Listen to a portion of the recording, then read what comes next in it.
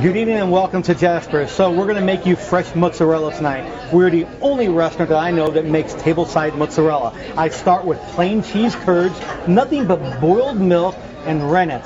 I add a little bit of sea salt to it, and you're saying, oh my God, is he crazy? How much sea salt are you putting in there? And I tell everybody this, I'm going to leave 95% of the salt in there and 95% of the fat in there, so I'm going to make this truly artisan style. I add boiling water to that. Immediately, everything's starting to work right now, but what I like the most, the fat's starting to come to the top. So what's happening right now, I'm going to separate in just a few minutes the curds from the whey. I'm going to make this low fat and low salt, believe it or not. So this is truly artisan style mozzarella. In the meantime, I have some of the most beautiful heirloom tomatoes. They're grown locally in Kansas City by my friends over at Coralbaum's Tomatoes, and they are unbelievable. I actually get to go pick the tomatoes with the family. Look at this one. I actually picked this morning. This is a Russian black tomato. So we'll slice that. Look at the color of that. And then I have a big yellow pineapple tomato, so we'll put a little bit of that. So everything on the cart we try to do as much local ingredients. I even grow my own basil for the ensalata caprese with the mozzarella that I'm going to be making you soon. This was a beautiful one too. This right here is a Sicilian tomato, and we love that. Look at the inside of that. So we'll slice this also. In the meantime, our mozzarella is all starting to work together. Right now what's happening, everything's coming together. So at this point probably we're just about 30 seconds or so away from the most magnificent, the easiest cheese in the world, but the beginning of all cheese, what I call pasta filata. So the water is about 210 degrees when you put it in here. I am actually going to start pulling the mozzarella now at this time. Everything's going to start coming together. Anything left over in here, we recook. That's ricotta. And ricotta, of course, goes in ravioli and lasagna, etc.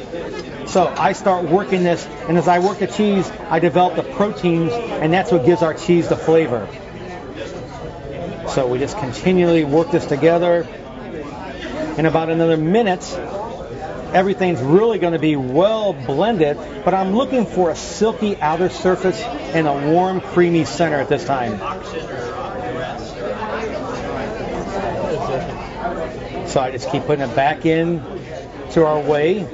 We separate the curds from the whey a few minutes ago, but now we don't really work with the whey any longer here. It's just starting to come together. So about 2 minutes. A couple more times. I'm going to put a little bit of extra virgin olive oil and some balsamic vinegar on top of the tomatoes, some fresh basil from my garden, and we're going to have what I call ensalata caprese, or the real true classical mozzarella salad. One more time, and now I start stretching and pulling the cheese. We're looking for that nice silky outer surface, and we're almost there.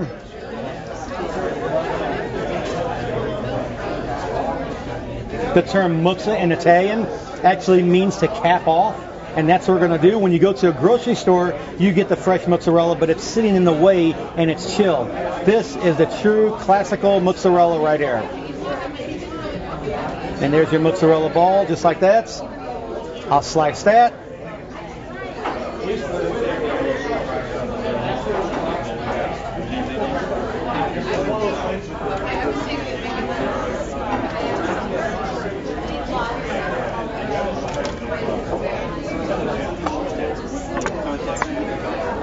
A little fresh basil, extra virgin olive oil from our friends over at Tasteful Olive, sea salt from Trapani, Sicily, a little cracked black pepper,